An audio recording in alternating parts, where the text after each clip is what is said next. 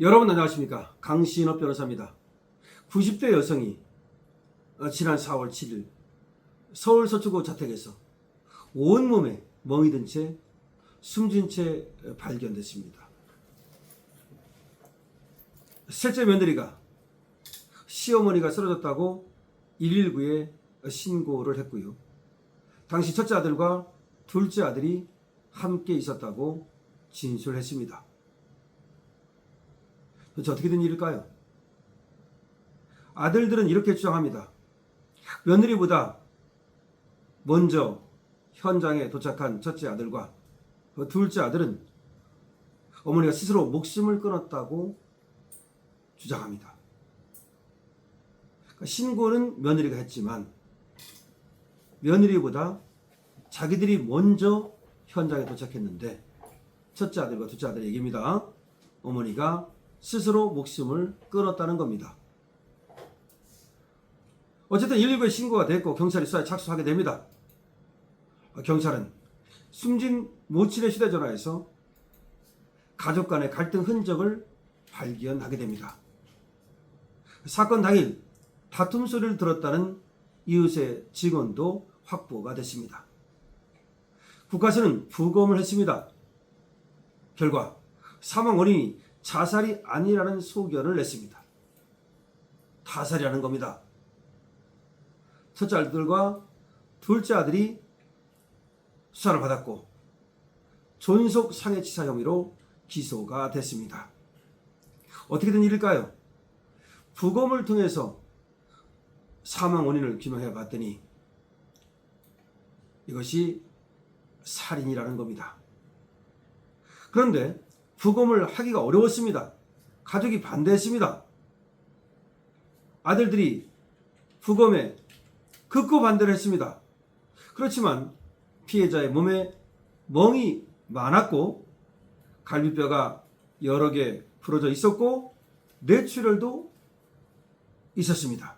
자살 가능성을 배제할 수는 없었습니다. 그러나 갈비뼈가 부러진 상태에서 자살은 불가능하다는 겁니다. 부검 결과와 포렌식 조사를 통해서 아들들의 주장이 거짓이라는 것이 드러나게 되고요.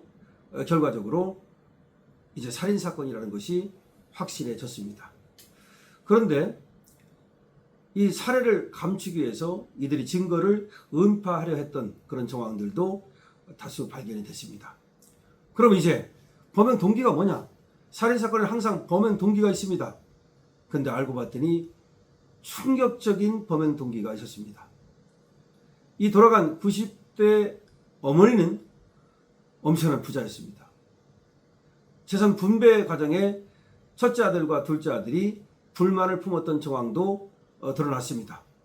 이 사망한 어머니는 삼형제를 뒀습니다. 근데 막내 아들, 셋째 아들에게 재산을 더 많이 주었다는 겁니다. 그러자 첫째 아들과 둘째 아들이 재산 분배에 불만을 품었습니다. 첫째 아들과 둘째 아들은 각각 100억 상당의 건물을 받았습니다. 그러니까 첫째도 100억, 둘째도 100억 상당의 건물을 받았는데도 셋째한테 더 많이 줬다고 앙심을 품었다는 겁니다. 막대한 재산을 받았지만 막내에게 조금 더 주었다는 이유로 어머니를 폭행해서 사망에 이르게 한 겁니다. 아니, 자기도 100억을 받았습니다. 첫째, 둘째. 그런데 막내한테 좀 더 줬다고 그것이 어머니를 때려 죽인 이유라는 겁니다. 이 어머니를 발견한 것도 셋째 며느리였습니다.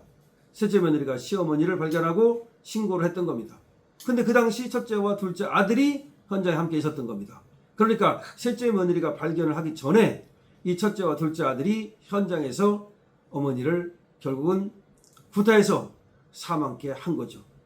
사실은 말이죠. 이 셋째 며느리가 이상함을 눈치채고 바로 신고를 했기 때문에 이런 살해 사건을 또 해결할 수 있었던 것이기도 합니다.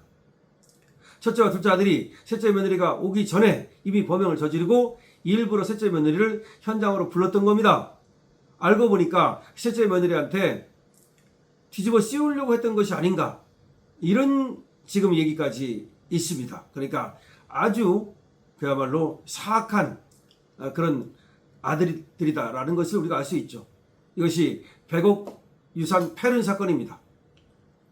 부모가 아들들에게 100억 이상을 줬다는 얘기인데 정말 어마어마한 돈입니다. 그렇게 엄청난 돈을 증여를 해주고서도 결국 아들 둘에게 목숨을 잃은 이 90대 노모, 정말 여러분들 어떻게 생각하십니까? 평생 모은 재산을 세 아들에게 나눠줬는데 이미 첫째 아들과 둘째 아들에게 100억 이상씩 줬고, 그리고 셋째 아들한테 조금 더 줬다는 이유로 형제들이 불만을 품고 어머니를 폭력을 행사해서 끝내 세상을 뜨게 한 이 패륜 사건, 도대체 여러분들 어떻게 생각하십니까? 왜 유산 때문에 이렇게 끔찍한 사고가 벌어졌을까요? 이 상속 문제가 앞으로도 아마 이런 일이 또 계속해서 벌어지지 말라는 법이 없습니다. 특히 보십시오. 아버지는 이미 돌아가셨습니다. 어머니입니다. 어머니가 나이가 많아요. 90대예요. 그러니까 이걸 가지고 이제 어머니가 이 아들들을 갖다가 통제하거나 내지는 컨트롤할 수 있는 그런 힘이 없는 거야. 그러니까 이 셋째가 더 잘해줬답니다. 특히 셋째 며느리가 이 90대 엄마한테 더 살갑게 하고 더 찾아오고 잘했는가 봐요. 그러니까 이제 엄마는 고마운 거죠. 특히 저렇게 늙으면 찾아오는 사람도 없고 친구도 없고 외롭지 않습니까? 그런데 첫째와 둘째는 뭐 돈만 바라고 아무래도 잘 안 찾아오고 이러는가 봅니다. 그런데 셋째 아들이 살갑게 잘하고 며느리도 또 그랬다고 합니다. 그러니까 그게 고마운 거야. 그게 고마워서 똑같이 준 돈에서 조금 더 남은 거를 아마 셋째 아들한테 준 것 같습니다. 그랬더니 그거를 이제 알게 된 거야. 첫째와 둘째가. 그리고 거기에 불만을 품고 90대 어머니, 자기에게 100억이나 많은 되는 재산을 남겨준 어머니를 때려서 숨지게 한 그런 사건입니다. 사실 저들은 말이죠. 저렇게 되면 탈윤을 저질렀기 때문에 상속 권한이 없습니다. 원래가 어머니나 이런 자기 존속을 살해하면 이게 존속 살해죄 아닙니까? 그러면 상속이 안 됩니다. 그래서 물론 미리 증여를 해놨기 때문에 그것은 이미 그놈들이 어떻게 했을지는 모르겠습니다만은 만약에 상속이라면 상속 권한은 없게 되는 겁니다. 그런데 이 증여 역시 어머니를 저렇게 살해했기 때문에 취소가 가능하다고 봅니다. 그렇게 되면 이 셋째 아들이 나머지 첫째 아들과 둘째 아들이 받았던 거 그것까지도 전부 다 몰수해서 셋째 아들한테 가야 됩니다. 그래야만 이런 어떤 패륜 범죄가 또 벌어지는 것을 막을 수가 있습니다. 여러분의 가정은 어떠십니까? 여러분은 돈을 혹시 많이 갖고 계십니까? 나도 지금 재산이 뭐 엄청 많은데 자식들이 지금 또 사이도 별로 안 좋은데 어떻게 하시겠습니까? 정말 이거 남의 얘기라고만 생각하면 안 됩니다. 돈이 없는 사람은 차라리 행복할 수 있습니다. 심지어 여기서 어떤 얘기들이 나오냐면요. 나이가 들면 그냥 기초 수급자 하는 게 최고다. 뭐 있는 재산도 다 그냥 처분해서 없애버리고 차라리 기초 수급하면 그러면 병원 같은 것도 다 뭐 공짜로 가고 그 다음에 국가에서 뭐 어쨌든 먹고는 살게 해주니까 나이 먹어서 뭐 돈이 필요한 것도 아니고 그러면 자식들이 싸울 일이 없다. 그래서 그런 가정은 오히려 안 싸우더라. 근데 돈이 조금 있으면 그거 갖고 한마디로 개지하하더라. 그래가지고 지들끼리 싸우느냐고 오지도 않고 한 놈이 와가지고 지랄하고 가고 하면 두 번째가 와서 또 지랄하고 가고 세 번째 놈이 지랄하고 가고 막 그냥 때려 죽일 듯이 눈을 부라리고 뭐 아니 여기는 때렸잖아요 실제로. 그렇기 때문에 여러분께서도 말이죠. 이 재산이 좀 있다 그러면 이 재산을 더 늙기 전에 이거 차라리 어떻게 없애버리고 기초수급자 하시면 어떻겠습니까? 그래도 어떻게 기초수급을 하겠습니까? 그럼 현명하게 말이죠. 방법을 한번 짜봐야 됩니다. 방법을 짜가지고 나의 노후를 지키자. 그 자식도 물론 중요합니다. 근데 DNA니까 안 중요하다는 얘기는 아니에요. 하지만 자식한테 그런 일을 당하면 그 자식도 망하고 나도 망합니다. 나는 저놈한테 맞아 죽어서 망하고 내 자식은 나를 때려가지고 저 새끼도 망하고 그거 깜빡하잖아. 저것들 다 끝났어 저거. 그러니까 그런 일이 생기지 않게 하려면 차라리 돈을 없애는 겁니다. 돈 없으면 안 된다. 그건 여러분께서 어쨌든 선택하시고 좋은 방법을 한번 강구해 보십시오. 강신업 TV입니다.